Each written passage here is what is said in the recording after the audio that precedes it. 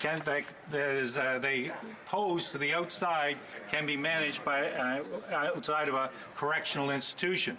So I see, Mr. Speaker, that my all too generous 5 minutes is now up, and I will be delighted to resume after question period. Thank you. The honourable member for Scarborough-Guildwood will have 5 minutes coming to him once we resume debate. Statements by members. Déclaration de député, l'honorable. The honourable member for Repentigny.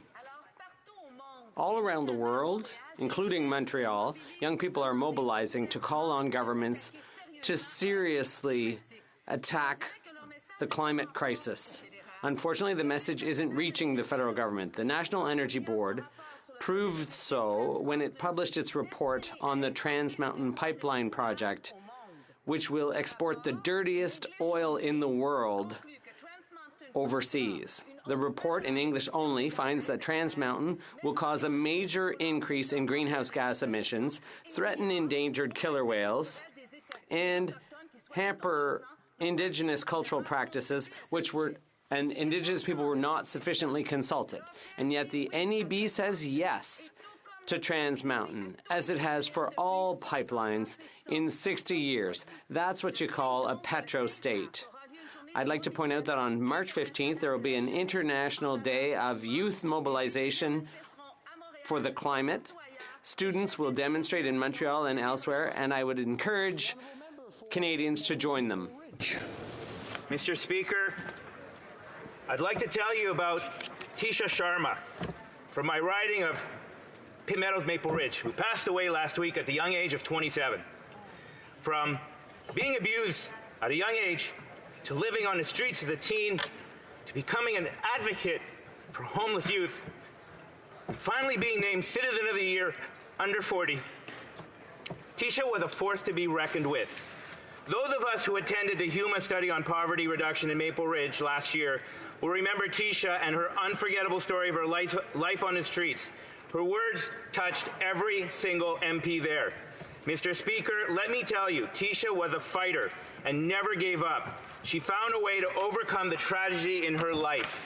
She took the pain from her past and turned it into a determination to help shine a light on the struggles many vulnerable youth face. Tisha, your presence will be deeply missed. You set out to make a difference, and you did just that. May the lives you touch continue to carry on your work, and through them, your lasting legacy. Honourable member for Brantford, Brent. Mr. Speaker, the Canadian Home Builders Association is on the Hill today meeting with members of Parliament. Made up of over 8,500 companies, home building represents 1.2 million jobs and 151 billion in economic activity. Together, they build what many consider to be the highest quality housing in the world.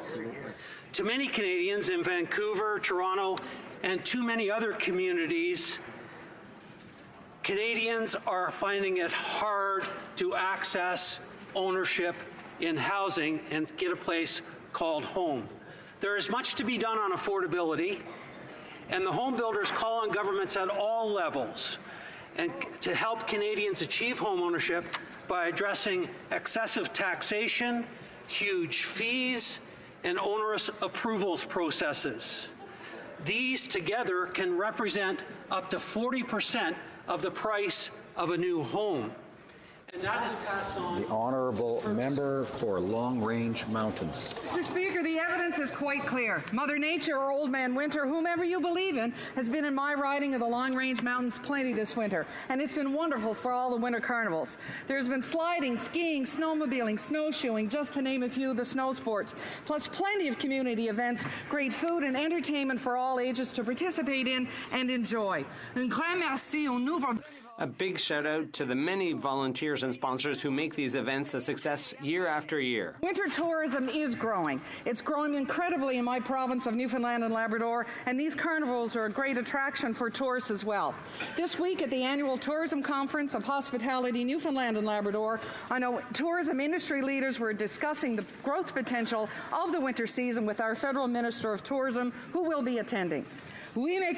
Yes, colleagues, there are lots of people who take advantage of a snowy winter, and I'm pleased to be one of them. The honourable member for Timmins James Bay. Survivors of St. Anne's Residential School joined survivors from around the world in Rome calling on the Pope to take action. And yet we learned that the government of Canada has dropped extradition efforts against Johann Rivoire, a sexual predator who preyed on youth in Nunavut. In doing so, Canada has failed justice and it has failed reconciliation. Rivoire is being protected by the missionary Oblates of Mary Immaculata in Strasbourg, France. The Oblates' decision to protect this criminal is a crime against the people of Nunavut, it is a crime against the Church, and it is a crime against the human community. Aujourd'hui, je demande... Today, I call on the Catholic Church and the Congregation of Oblates in Canada to condemn this perpetrator and call on the Oblates to stop protecting this criminal. The time has come for the Oblates and the Catholic Church to take responsibility for these criminal abuses. We are calling for justice on behalf of the survivors. The member for Scarborough Rouge Park. Mr. Speaker, on behalf of the people of Scarborough Rouge Park, I'm thrilled to welcome Professor Wisdom Teti as the 11th Principal of the University of Toronto Scarborough campus.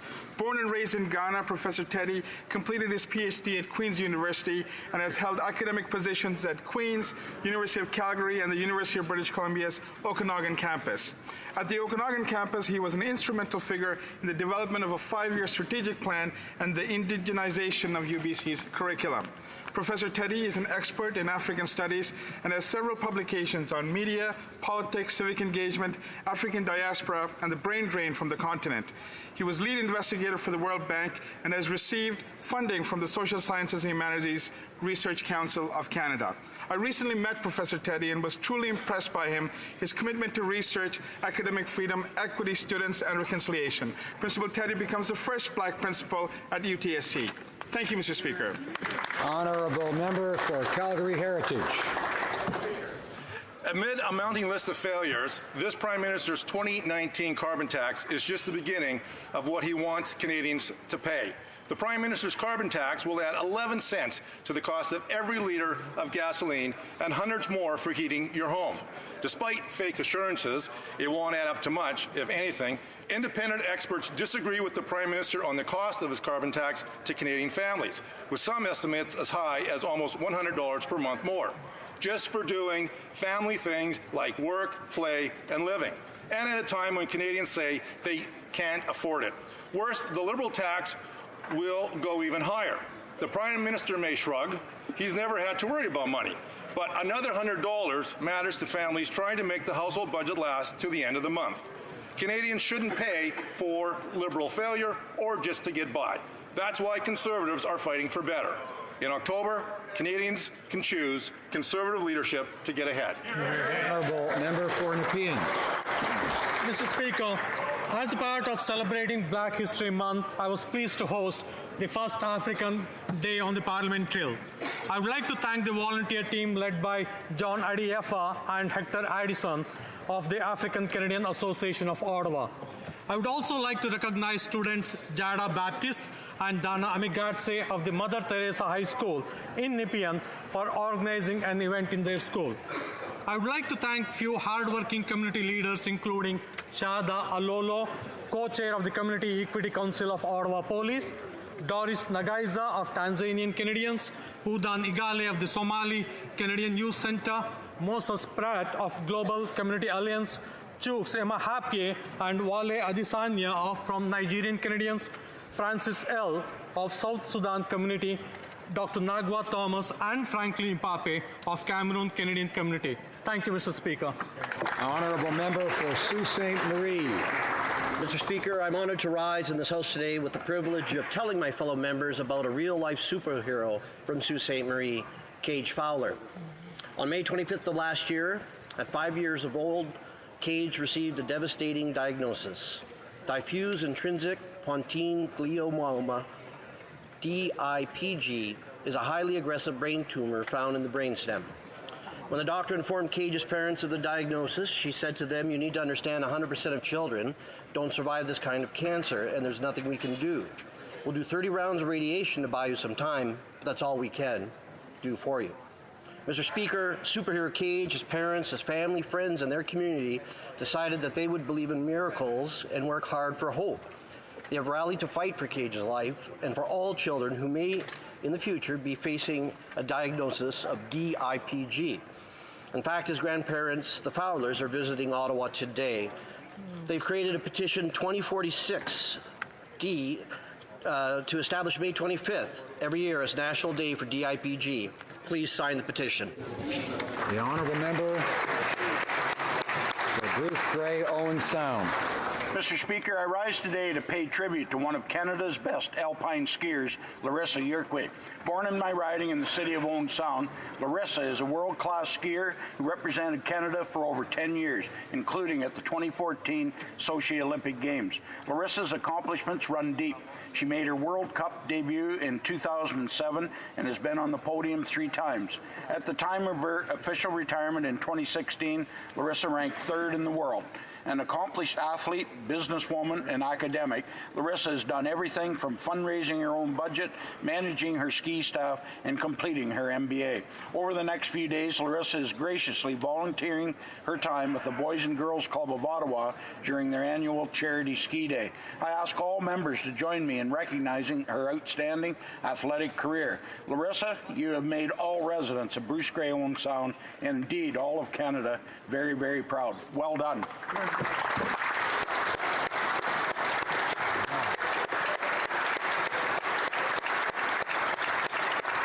The honourable member for Humber River, Black Creek. Mr. Speaker, the issue of housing affordability is a major concern for all Canadians. And I'm pleased to inform the House that members of the Canadian Home Builders Association are on the Hill today meeting with parliamentarians to see just how we can work better together to help people across Canada realize their dream of home ownership. The CHBA has more than 8,000 member firms across the country, and it is an industry that represents 1.2 million jobs and generates over $150 billion in economic activity.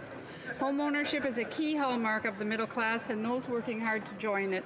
I encourage all MPs to support measures that will help unlock the door to home ownership. Thank you, Mr. Speaker. Honourable member for Etobicoke Lakeshore. Mr. Speaker, I rise today to congratulate Drake for being named the Global Recording Artist of the Year by the international music industry. Drake also won the award in 2016 and now becomes the first artist to win it twice. I'm very proud that a Canadian artist is making history in the global music industry. To see Drake's talent and success recognized at the highest level reinforces that Canadian artists are worth supporting and protecting. This recognition also highlights the importance of our Heritage Committee's study on remuneration models for artists and creative industries. We're committed to building a framework that allows Canadian artists to build long and sustainable careers so that they can continue to create art that resonates on the world stage. Thank you, Drake, and thank you, Mr. Speaker. Well done. The honourable member for Cypress Hills Grasslands. Mr. Speaker, Canadians are tired of paying for this Prime Minister's mistakes. His first 3 budgets buried Canadians in debt. Liberal taxes keep going up. This at a time when Canadians, especially low-income Canadians, can least afford it. Now the Prime Minister insists that low-income Canadians don't benefit from tax cuts because, Mr. Speaker, they don't pay any taxes. Mr. Speaker, Canadians below the government's low-income cutoff pay plenty of taxes, income taxes, GST, payroll, EI. The Prime Minister has been increasing those taxes on all Canadians to pay for his failure. Payroll taxes are up, leaving less take-home pay for those who need it, and the Prime Minister's ever-increasing carbon tax makes every tank of gas and every degree on the home thermostat more expensive. While he and many of his cabinet colleagues may be able to afford to set up companies and buy villas to avoid taxes, most Canadians do not have the same options. Why keep paying for Liberal failure when Canadians can choose Conservative leadership to get ahead? The honourable member for Kitchener Centre. Mr. Speaker, it is a pleasure for me to rise today and welcome to Ottawa a very distinguished member of my Waterloo Region community. Nobel laureate in physics, Dr. Donna Strickland. Last fall, Professor Strickland of the University of Waterloo became the first Canadian woman and only the third woman in history to be awarded the Nobel Prize for Physics. Dr. Strickland was awarded the prize along with Dr. Gerard Moreau for her groundbreaking work as a PhD student developing chirped pulse amplification, a technique that allowed laser technology to surpass a fundamental barrier. Dr. Strickland's work has paved the way toward the most intense laser pulses ever created. Most notably, it has corrected nearsightedness for millions of people through eye laser surgery. She is an incredible role model for young people, particularly young women, across the country who aspire to enter the STEM fields. I ask all my colleagues to join me in welcoming her here today. Thank you, Mr. Speaker.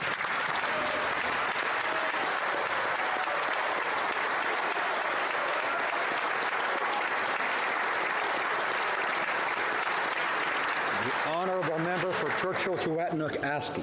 Mr. Speaker, there is a housing crisis on First Nations in our region and across the country. Long waiting lists, overcrowded homes, tens of thousands of homes that have critical mold issues.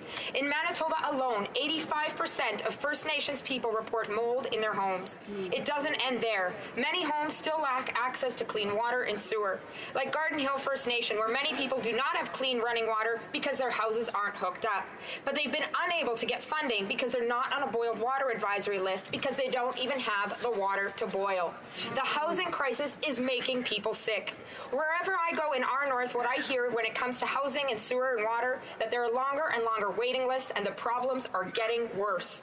When I've raised this in this House, all we get is talking points, even from the Prime Minister. Enough is enough. This government has been in power for 3 years and many more before that. It's time to cut the talk and act. There's a budget coming up and people can't wait longer. Let's act to end the housing crisis now. The honourable member for Durham.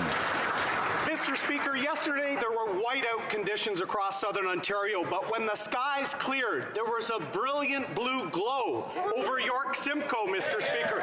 Congratulations to the new MP, Scott Davidson.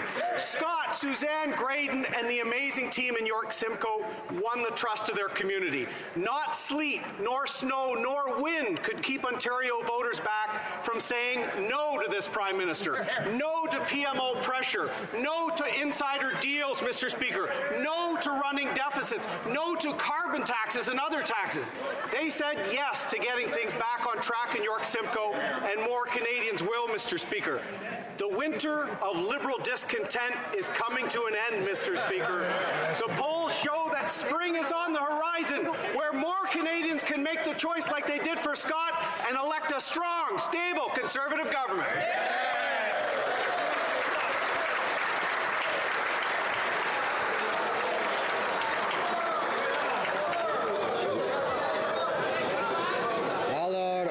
Order. The honourable member. The honourable member for Brossard Saint-Lambert. Thank you very much, Mr. Speaker, and in the spirit of fair play, I believe we can all unite today in congratulating the newly elected members of Parliament for Burnaby South, Outremont, and York Simcoe.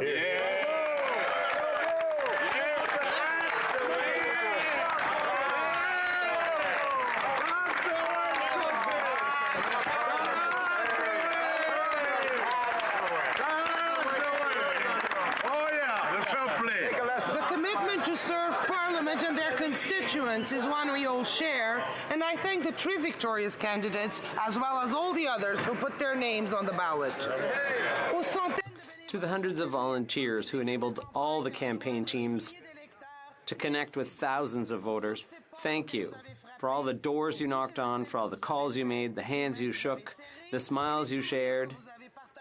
No campaign can even hope to succeed without your dedication and conviction. Once again, Mr. Speaker, congratulations.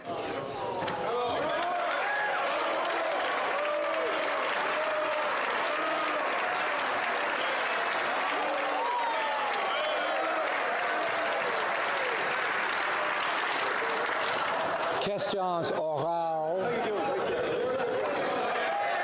Oral questions. The honourable leader of the opposition. Mr. Speaker, the government is continually trying to find new ways to justify the political interference in an ongoing court case by the Prime Minister and his key advisors. The law on this is actually very clear. If an organization like SNC-Lavalin is charged with bribery, then the law states, and I quote, the prosecutor must not consider the national economic interest. The former Attorney General made her decision. She said no. So why did the Prime Minister not take no for an answer? The Honourable Leader of the Government in the House. Mr. Speaker, the Leader of the Conservatives has just confirmed that there are 2 ongoing court cases. We on this side, we take seriously the responsibility of standing up for jobs and growing the economy. The Justice Official background on remediation agreement states 2 of the main purposes for remediation agreements are 1, hold the organization accountable for wrongdoing, 2, reduce harm that a criminal conviction of an organization could have for employees, pensioners, stakeholders, and other third parties who did not take part in the offense. We will always protect Canadian jobs, Mr. Speaker. That's what we do on this side. Thank you, Mr. Speaker. Leader of the Opposition. Speaker, we know that that can't be their motivation. We know that because when they wrote the law, they specifically excluded the national economic interest. So they wrote the law, and then they tried to get the Attorney General to break the law. She said no. Apparently, people in the Prime Minister's office wouldn't take no for an answer. Why wouldn't the Prime Minister accept the decision of the independent prosecutor of Canada? Honourable Government House Leader. Once again, we on this side will always respect the work of committees. We on this side will always respect the independence of the judicial system. We on this side will always respect the independence of offices of Parliament. We on this side will always protect Canadian jobs and stand up for them. We know that our plan is working, and that's why Canadians have created over 800,000 jobs since we took office. Do you want to know the record of the Conservatives? They had the least amount of growth, the worst growth since the Great Depression. Now we know why, because they will not stand up for Canadian jobs. Thank you, Mr. Speaker. The Honourable Opposition Leader. Mr. Speaker, again, she's saying things that just aren't true. We know they tried to interfere with an independent legal officer. They tried to get the former Attorney General to change her mind. She said no. She said no on multiple occasions. In her view and the view of the independent Crown Prosecutor, SNC-Lavalin, based on serious corruption and bribery charges, did not qualify for one of these deals the way the Liberals themselves wrote it. Now they're trying to hide behind crocodile tears that nobody is believing. Now here's a very specific question for the House Leader. Did anyone in the Liberal government communicate to SNC-Lavalin? The Honourable Government House Leader.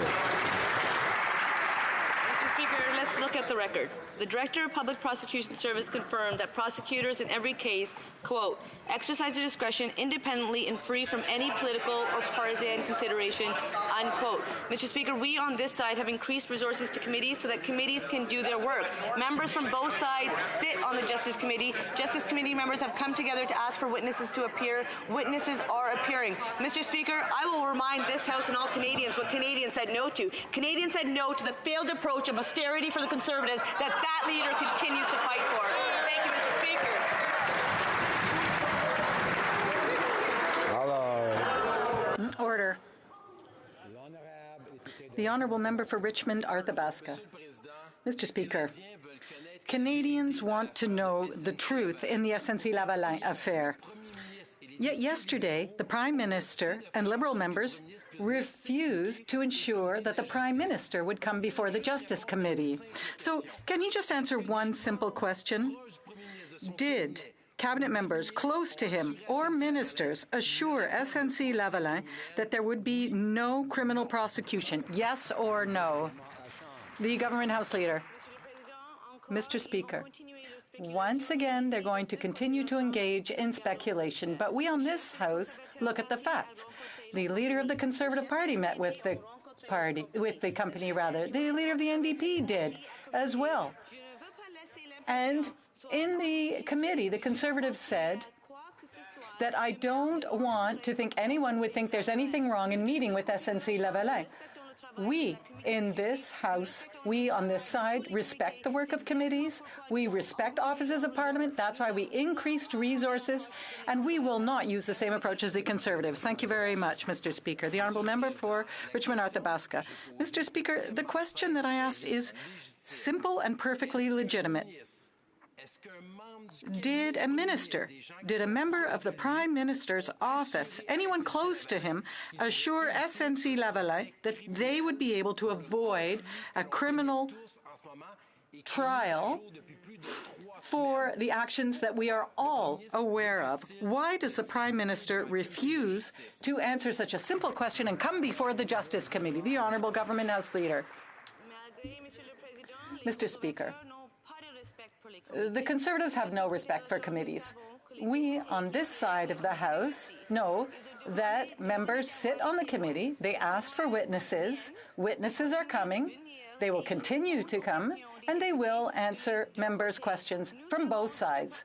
We, on this side of the House, are currently aware that there's also a study on the part of the Ethics Commissioner. We respect the work of the Commissioner. We respect the work of the committee.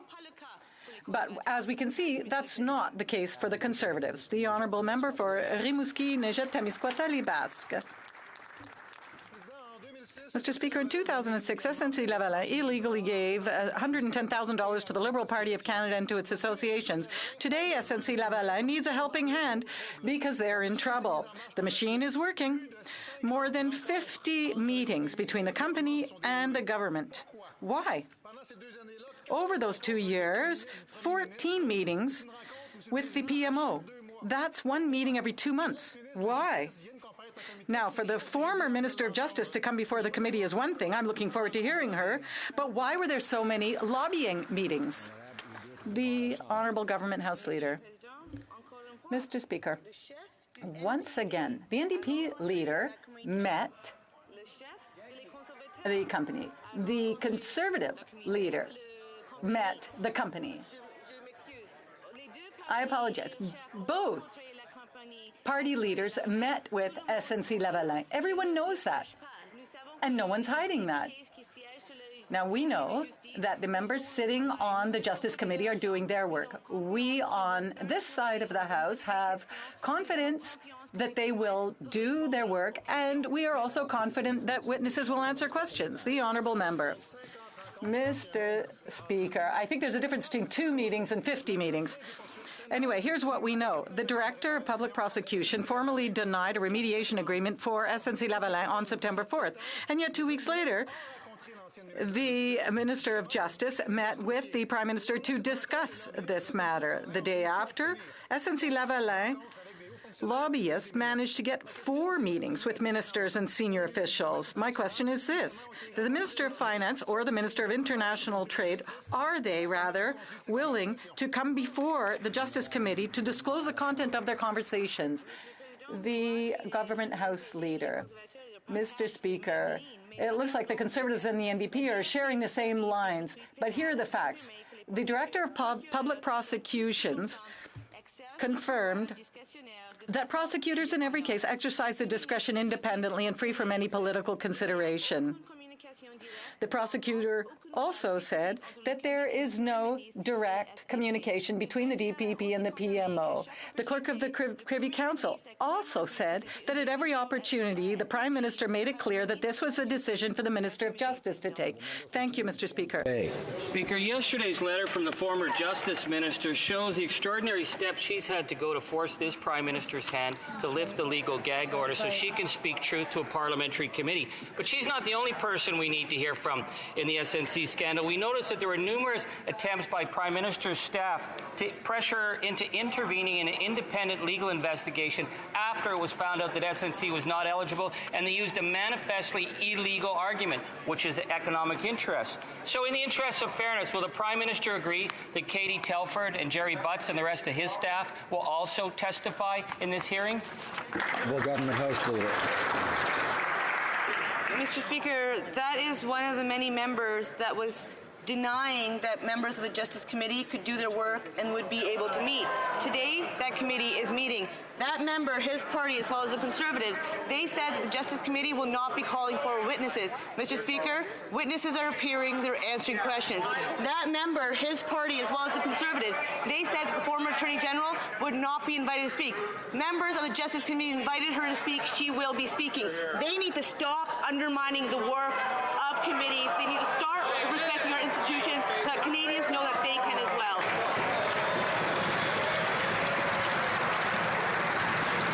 Honourable member for Timmins, James Bay. Order. Oh, she's not going to get her honorary set of gold SNC cufflinks with excuses like that, because we're talking about the illegal interventions by the Prime Minister's office. So let's just set this as Prime Minister and the clerk met with the former Justice Minister September 17th. She said no. PMO official met her December 5th. She said no. PMO staff met with her staff December 18th. They said no. Then the clerk of the Privy Council met with her on December 19th, and she said no, and she was removed from her position soon after. So in the interest of corruption, I ask the Prime Minister, when does no mean no for the Liberal Party? Honourable Government House Leader. Mr. Speaker, once again, let's look at the record. The Director of Public Prosecution Service confirmed that prosecutors in every case exercise their discretion independently and free from any political or partisan consideration. The Clerk of the Privy Council also confirmed that at every opportunity, verbally and in writing, in December, the Prime Minister made it clear that this was the decision for the Prime Minister of Justice to take. Mr. Speaker, we on this side, we lower taxes on middle-class Canadians so that we could increase them on the wealthiest 1%. The NDP said no to that measure. We on this side, we brought in the Canada Child Benefit. Today's Stats Canada confirmed that 278,000 kids have been lifted out of poverty, over 800,000 Canadians. The NDP...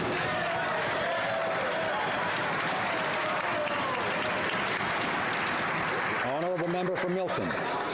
I feel like the Honourable House Leader is being paid by the word today, Mr. Speaker. What I would say, though, is this. I have very few words on this matter. What I'd like to know, Mr. Speaker, is this. I'm sorry, I can't.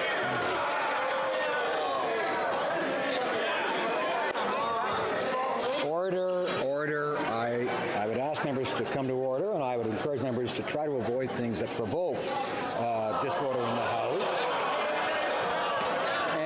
And comments that are insulting, do that. Order. I would say it to both sides. Order. Are we going to carry on? The honourable member for Milton. I can't blame her, Mr. Speaker. I wouldn't want to answer my questions either. Mr. Speaker, I have one question that's very simple, and I'd like to know this. I'd like to know that between September 4th and October 10th, did the Prime Minister, the Prime Minister's office, any cabinet minister, any lobbyist, anyone associated with the Prime Minister's office indicate to SNC-Lavalin or give assurances that they would be able to get a deferred public... The Honourable Government House Leader. Mr. Speaker, Justice Official Backgrounder on Remediation Agreement states two of the main purposes for remediation agreements. 1, hold the organization accountable for the wrongdoing.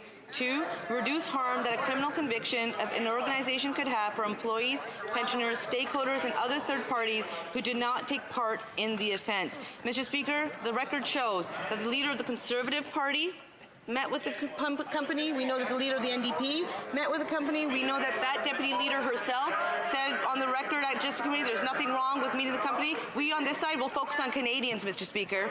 Honourable member for Milton. Mr. Speaker, somebody's going to have to answer this question because on September 4th, the Director of Public Prosecutions actually informed SNC-Lavalin that they would not be receiving a deferred public prosecution agreement. However, in the audited financial statements of SNC-Lavalin, they indicate that the company was advised by the director of the PPC in October 2018 that it would not be invited by the PPSC.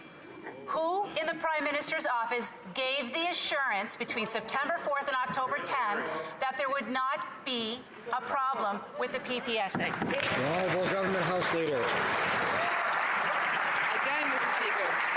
Let's look at the record. The Director of the Public Prosecution Service confirmed that prosecutors in every case, quote, exercise their discretion independently and free from any political or partisan consideration. Last week, the Deputy Minister of Justice confirmed that, quote, "There is no direct communication in any specific case between the PMO and the DPP. The clerk of the Privy Council also confirmed that, at every opportunity, verbally and in writing, in December, the Prime Minister made it clear that this was a decision for the Minister of Justice to take. We on this side will not undermine the work of committees or the Commissioner like the Conservatives." Honourable Member for Milton. I'm going to break it down super simple, Mr. Speaker. On September 4th, the Director of Public Prosecutions told SNC-Lavalin that there would be no agreement coming their way.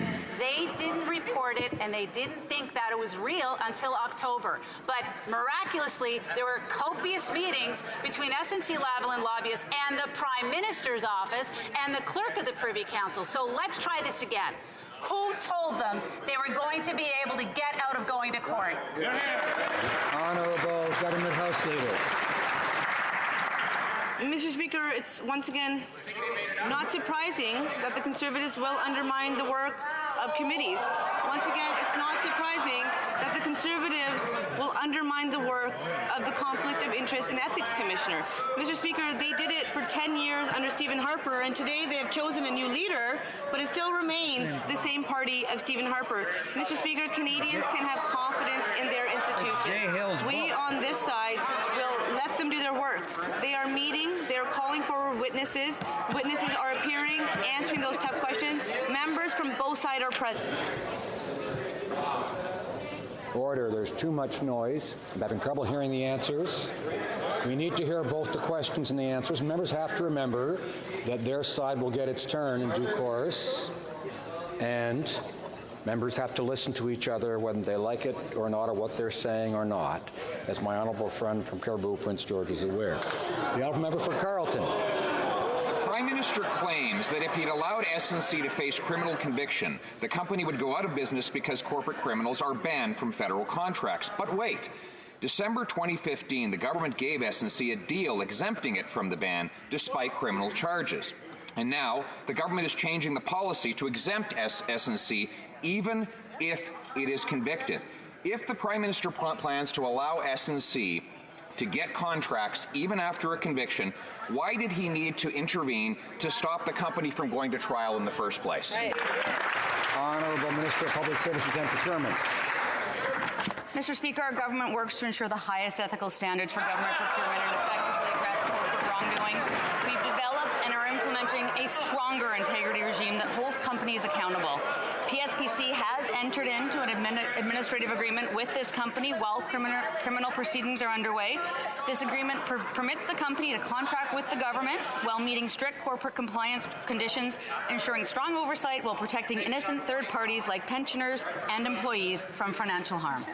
Honourable member for Carleton. Well, isn't that an interesting admission? They now claim that they can sign a direct deal between Public Works Department and the company to protect pensioners and jobs. That was supposedly the justification for interrupting the criminal proceedings in the first place. So if they have the ability to do this without blocking the prosecution, there must be another motive for having tried to secure a deferred public prosecution agreement.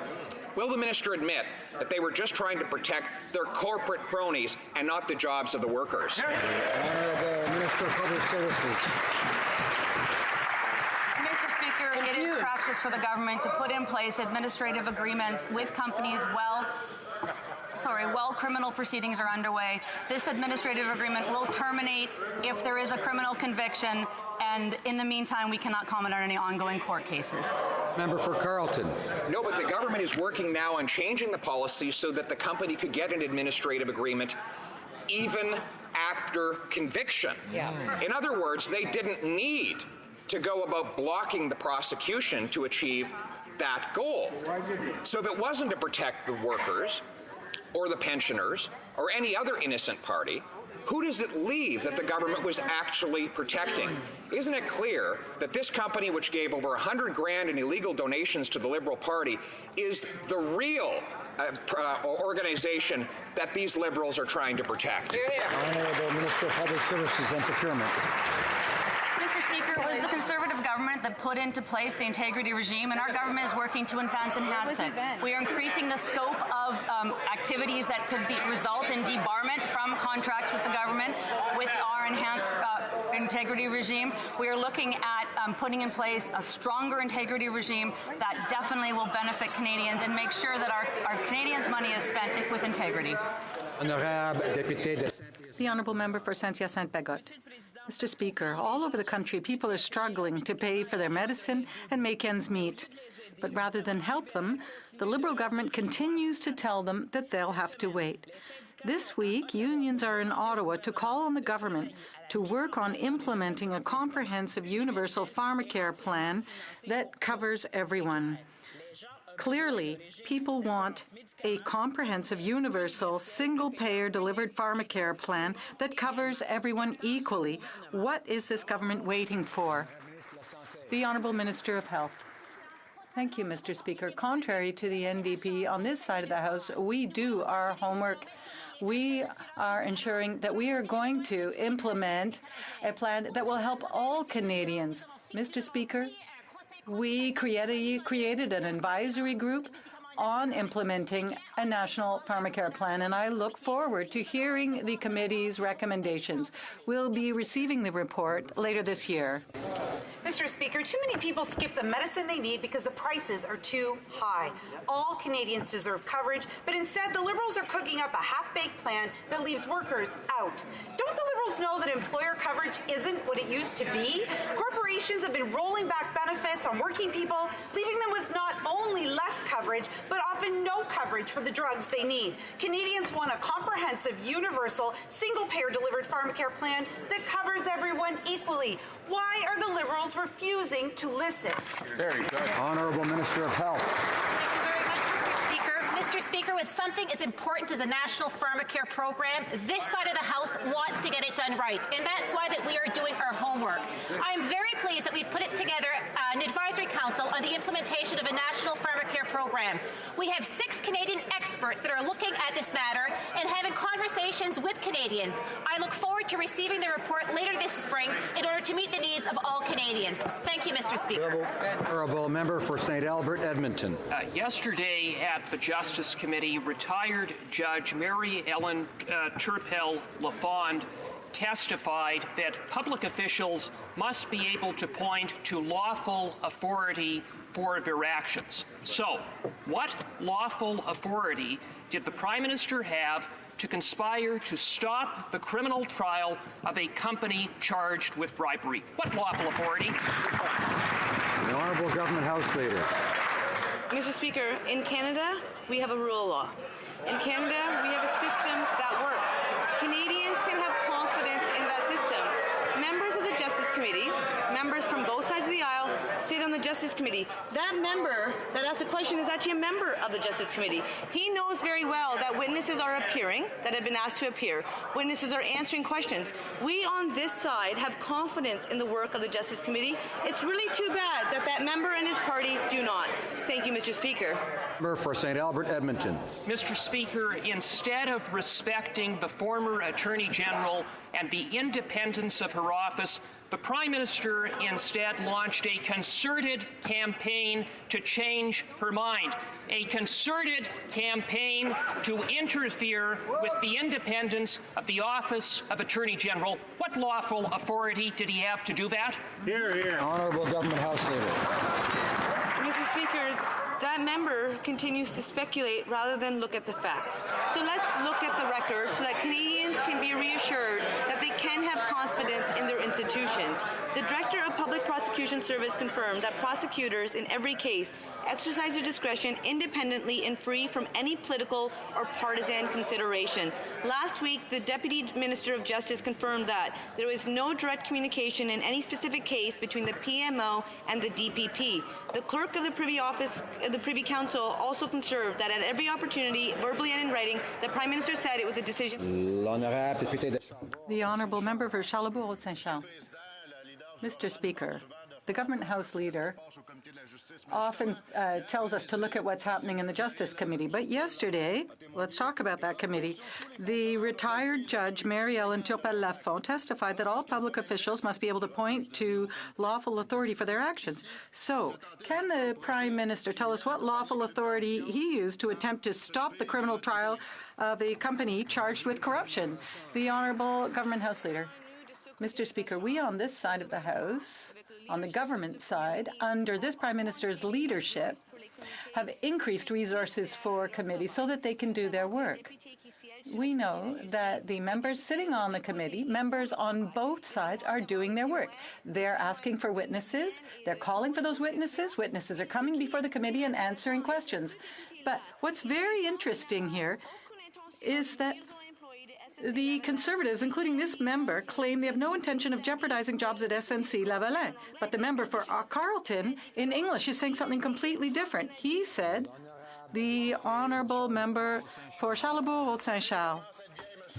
Mr. Speaker, one thing is clear. The Justice Committee exists, yes, but the Prime Minister refused to come and appear before that committee. Mr. Speaker, it's also clear that the PM and his team put pressure on the former Attorney General to stop a criminal prosecution. And because they couldn't come to an agreement, the Prime Minister did what? Well, he fired her on the spot. Now, all Canadians realize that what the government was saying about being feminist and transparent was a joke. Again, Mr. Speaker, what lawful authority did the PM have to attempt to stop the criminal prosecution of SNC-Lavalin? The Honourable Government House Leader.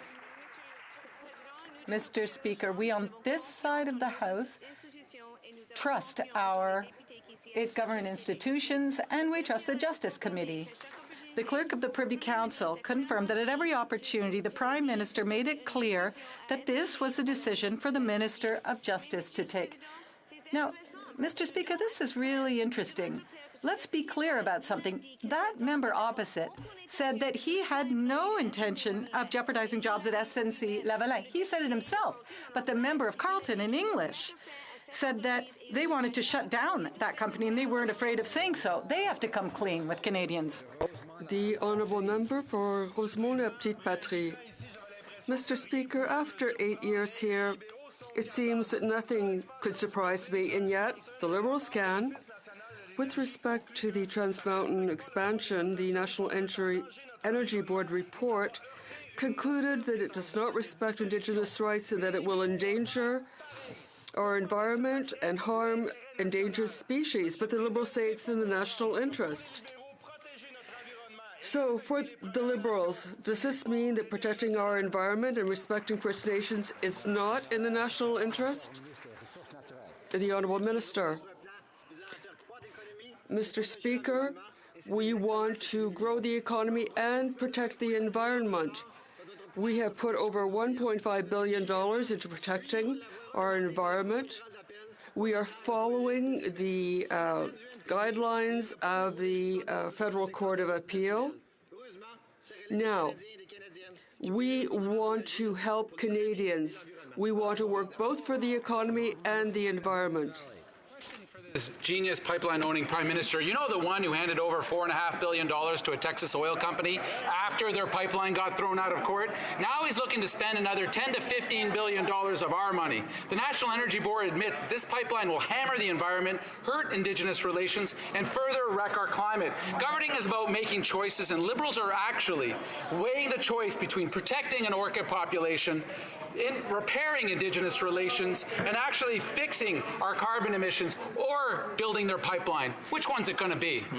Honourable Parliamentary Secretary. Mr. Speaker, the court provided us with a clear path to move this project forward in the right way, and that is what we are delivering. The member for Skeena-Bulkley Valley, a supporter of the LNG Canada project that will go through his riding and create 10,000 good jobs, seems to pick and choose the pipelines he supports. And the NDP caucus seems to think he can pick and choose which court rulings they listen to. We know that how important this process is to Canadians. We are working each day to get it right. Merci, Mr. President. Honourable member for Kenora. Thank you, Mr. Speaker. In the winter, constant snow and ice build up on runways can sometimes present a challenge for pilots landing safely at regional airports. And as you know, in the Kenora riding, there are 22 airports of this kind. My constituents rely on Red Lake Municipal Airport to support our local economy and to maintain social well-being with our community. So, Mr. Speaker, can the Minister please inform my constituents about what is being done to help local airports address their safety concerns? Thank you. Honourable Minister of Transport. I'd like to thank the member for Kenora for his excellent question and for his tireless work on behalf of his constituents. He knows that for this government, safety is our top priority. That's why I was delighted to join him at the airport in the community of Red Lake to highlight the new de-icing equipment, the new improved runway lighting that is going to make the airport even safer. It is important for local residents, for tourists, for the local businesses, and we will always put safety in front of everything with our regional airports. Thank you. The Honourable Member for Louis Saint-Laurent. Mr. Speaker, at the beginning of the year, when the Prime Minister fired the former Attorney General, he said that there had to be a separation between criminal procedures and politics. And Mr. Speaker, this is at the very heart of the Liberal scandal that's been shaking the country for weeks. The Director of Public Prosecution said she would go forward. I want to know if this issue was discussed in Cabinet, yes or no? The Honourable House Leader. Mr. Speaker, the Director confirmed that the Attorney General could exert her authority independently. The government has done its work properly and followed all legislation and regulations. We believe in an independent judiciary and we believe in the rule of law. This file is now under study by the Ethics Commissioner and the Justice Committee. The Honourable Member for Louis Saint-Laurent. Mr. Speaker, it seems to me that the former Attorney General had to deal with pressure on 3 different occasions by the Prime Minister, by his Principal Secretary, and by the number 1 bureaucrat. I want to know if the DPP's decision was discussed. If the DPP's decision was discussed in Cabinet, yes or no? Mr. Speaker, the clerk confirmed that the Prime Minister clearly said that this decision was to be taken by the Minister of Justice, and the DPP confirmed that the Attorney General has a discretionary power that has to be exercised independently. There was no direct communication between the Prime Minister Cabinet and the DPP. The Conservatives say one thing in French, another thing in English. They should stop doing that.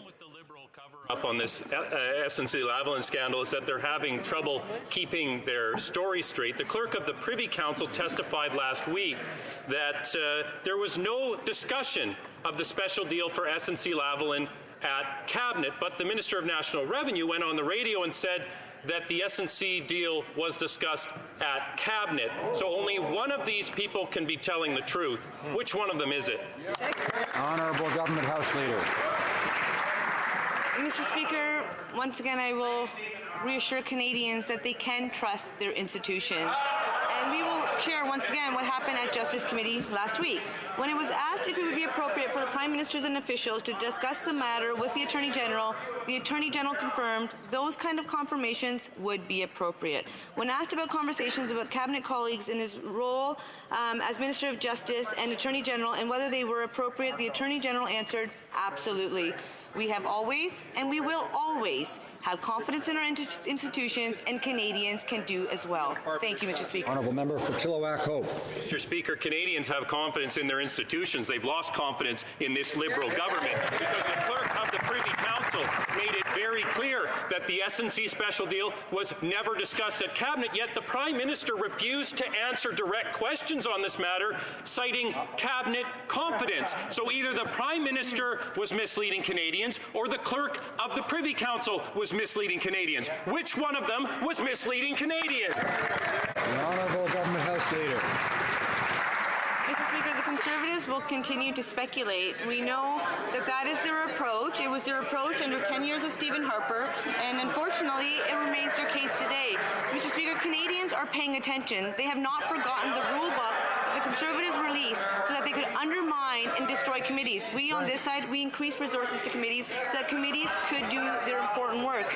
And what was confirmed by the Justice Committee is that when the Clerk of the Privy Council came to appear and answer questions, he said that at every opportunity, verbally and in writing, in December, the Prime Minister made it clear that this was a decision for the Minister of Justice to take. Honourable Member for Saskatoon West.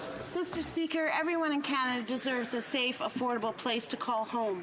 But the housing crisis is leaving many of us out in the cold. People need solutions now, not years from now. That is why in Burnaby South, elected Jagmeet Singh, a leader who understands the urgency of the housing crisis, unlike the Liberals who failed to act. Canadians can't wait any longer. Why are the Liberals so quick on their feet when their rich corporate friends need something and yet refuse to ensure safe, affordable housing for those who desperately need it now? Honourable Minister of Social Development. Thank you, Mr. Speaker. And I would like to start to thank the member opposite for raising this very important question of a housing crisis that exists in many parts of Canada. And that's because for too many years, the federal government wasn't a leader and wasn't a partner in housing. That has changed since 2016. We have invested $5.7 billion additional dollars, have helped 1 million families. Last year, we launched the historic first ever national housing strategy, which is going to transform the era of housing that we look forward to working with provinces and territories. Member for Hamilton Mountain.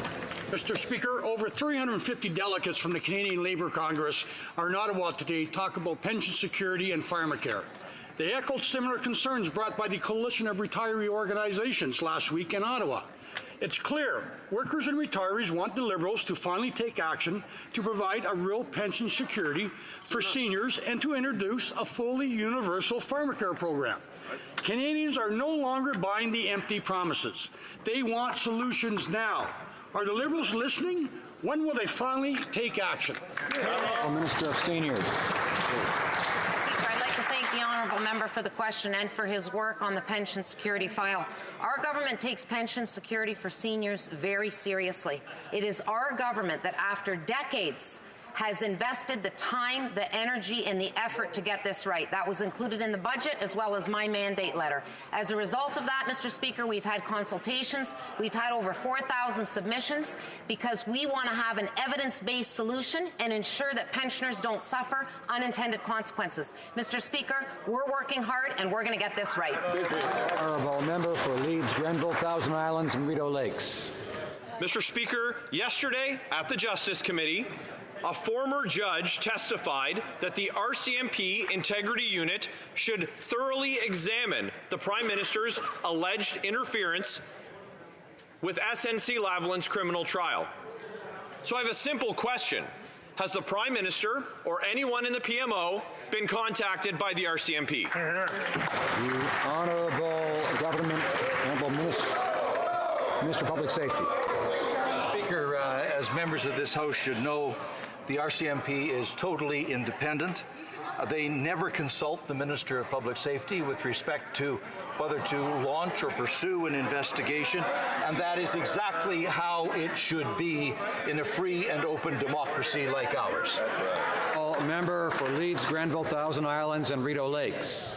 Okay, well, Mr. Speaker, that wasn't the question that was asked, and so Canadians deserve an answer to this very simple question. Has the RCMP contacted the PMO or the Prime Minister about this alleged interference in the criminal prosecution of SNC-Lavalin? The Honourable Minister of Public Safety. Mr. Speaker, the honourable gentleman is pursuing what is an absolutely improper line of questioning. The fact of the matter is the RCMP are independent, Mr. Speaker, and they should not be dragged into controversies on the floor of the House of Commons. They enforce the laws of Canada, and they do it at their own volition and discretion, and that is the way it should be in a free and open democracy.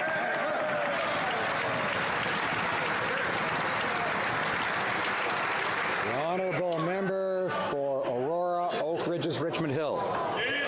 Mr. Speaker, again, it certainly feels like they're not in the business of answering the question. The question is quite simple, and Canadians deserve to know. There's a crisis in the rule of law. This is not politics as usual.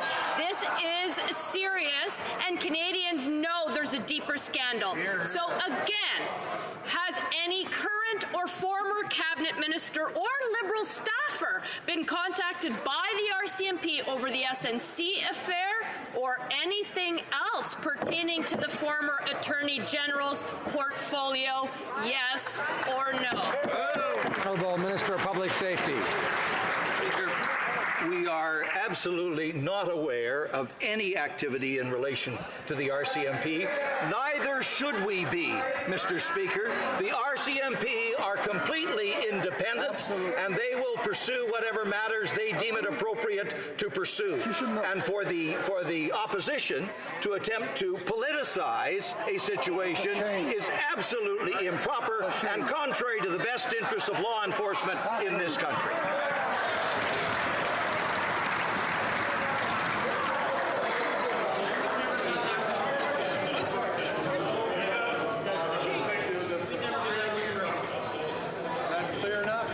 Order. The honourable member for Mississauga East Cooksville. Thank you, Mr. Speaker. Our government is focused on improving the quality, the coverage, and most importantly, the price of telecommunication services for Canadians, no matter where they live. Can the Minister of Innovation, Science and Economic Development speak to the latest step our government is taking to ensure that Canadian consumers have the quality services at affordable prices they deserve? The Honourable Minister of Innovation. Mr. Speaker, I'd like to thank the member from Mississauga East Cooksville for his question and also championing affordability issues. As he has highlighted, our government has recently announced a policy directive requiring CRTC to look at competition, affordability, consumer interests, and innovations, because wireless data plans are up to 32% cheaper than the national average in regions with strong competition. We're promoting more competition, more choice, so therefore Canadians can have more affordable plans, Mr. Speaker. The honourable member for Barrie Innisfil.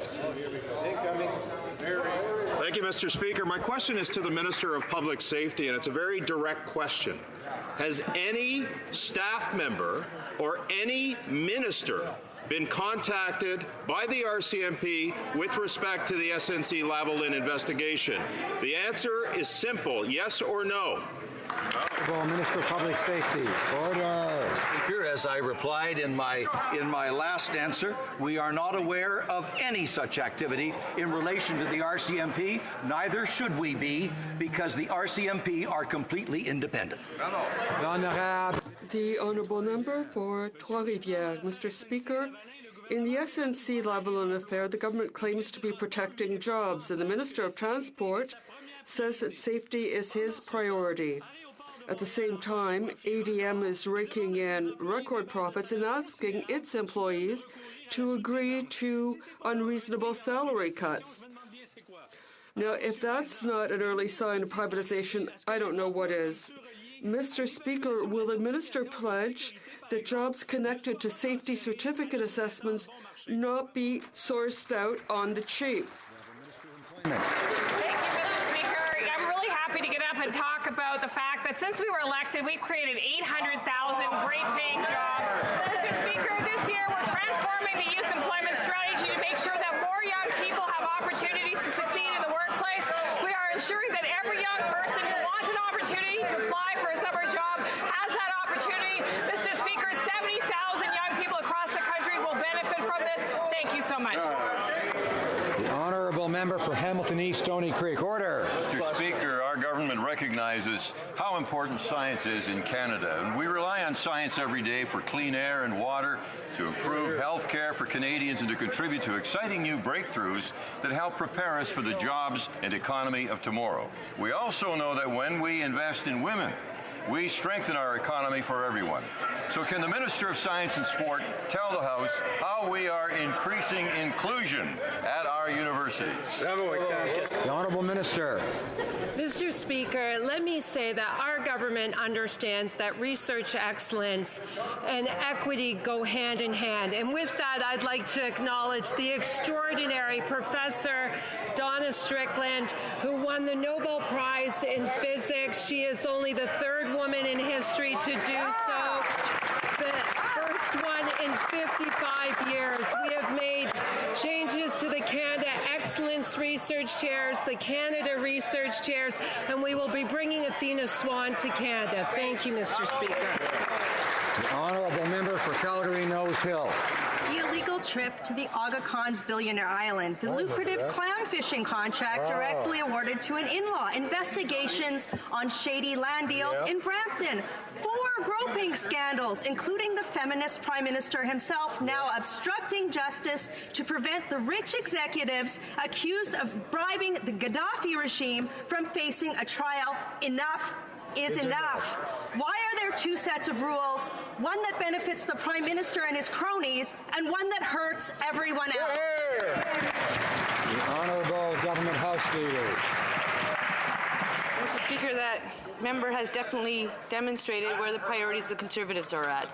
We on this side, we have respect for committees, we have respect for the independence of the judicial system, we have respect for officers of Parliament. Mr. Speaker, we on this side lower taxes on middle-class Canadians by increasing them on the wealthiest 1% of Canadians. Conservatives voted against it. We on this side introduced the Canada Child Benefit, tax-free benefit. Today's Stats Can has confirmed 278,000 kids have been lifted out of poverty. Over 800,000 Canadians are benefiting from this program. The Conservatives voted against it. Our focus will always be Canadians.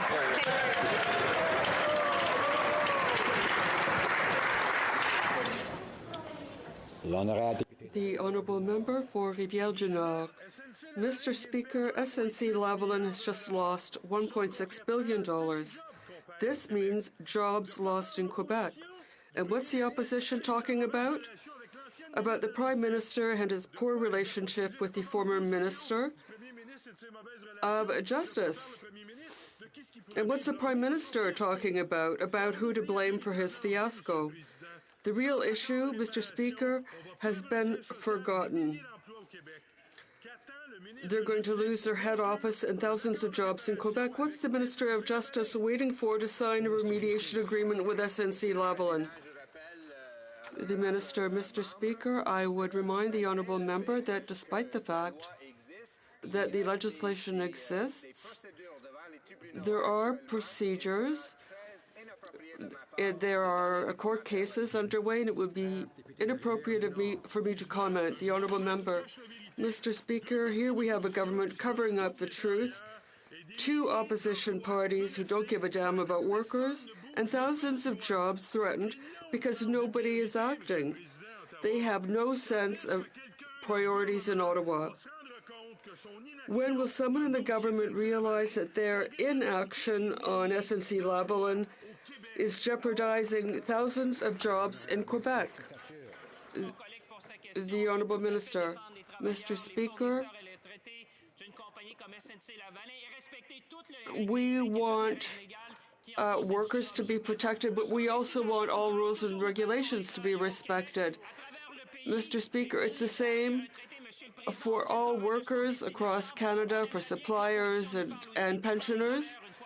We'd like to hear the opposition talk about this as well. The Honourable Member for both. Papineau gave his support to a campaign for the establishment of a United Nations Parliament that would have power to adopt binding regulations on Canada. His government has been imposing UN recommendations on Canada on issues such as climate change and migrations. Is this government planning to turn our country into a most national subdivision of the UN? Or is it going to stand up for Canada as a sovereign nation deciding its own future? Order. Order.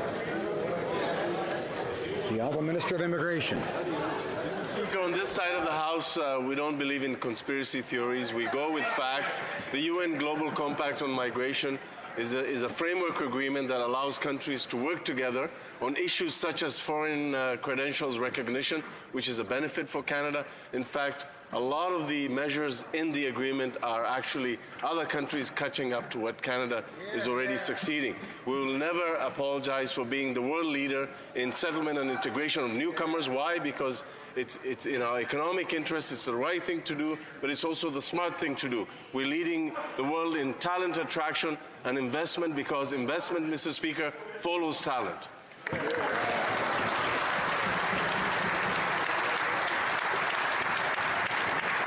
Order. I would like to draw to the attention of honourable members, and I think I need to remind members that it is the role of the Speaker to do this and not others, the presence in the gallery, order, of Professor Donna Strickland, optical physicist and co-winner of the 2018 Nobel Prize in Physics.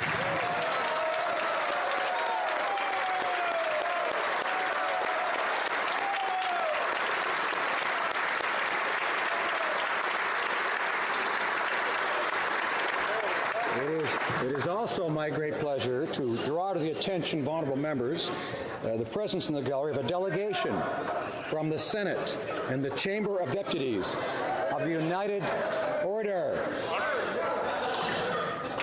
Order. Order. Of a delegation from the Senate and the Chamber of Deputies of the United Mexican States participating in the 22nd Canada-Mexico Interparliamentary Meeting. This delegation is led by Senator Antares Guadalupe Vasquez and Deputy Alfredo Clemente Benuelos.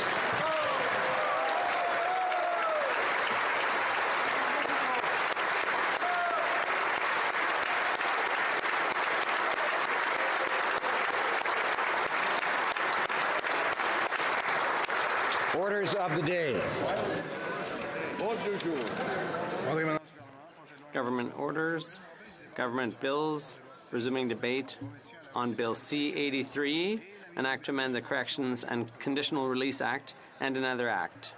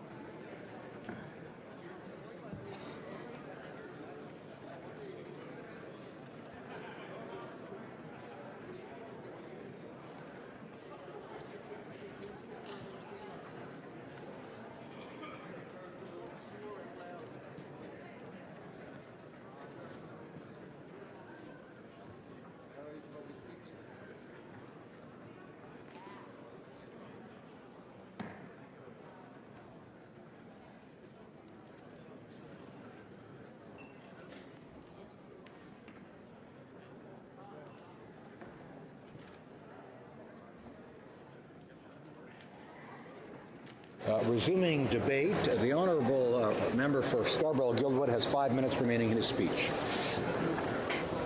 Thank you, Mr. Speaker, and I thought I'd resume where I left off, which has to do with the utility of committees. I noticed that that was a theme of question period that committees are assigned tasks, and committees doing their work actually make significant differences. And so I wanted to go over, Madam Speaker, a number of the significant differences that the committee made with respect to the original C-83 and the C-83 that is before us as amended by the committee. Because we did listen to witnesses and we did suggest changes to the government, and in many instances the government listened to the committee and did make the changes. So the bill now includes a string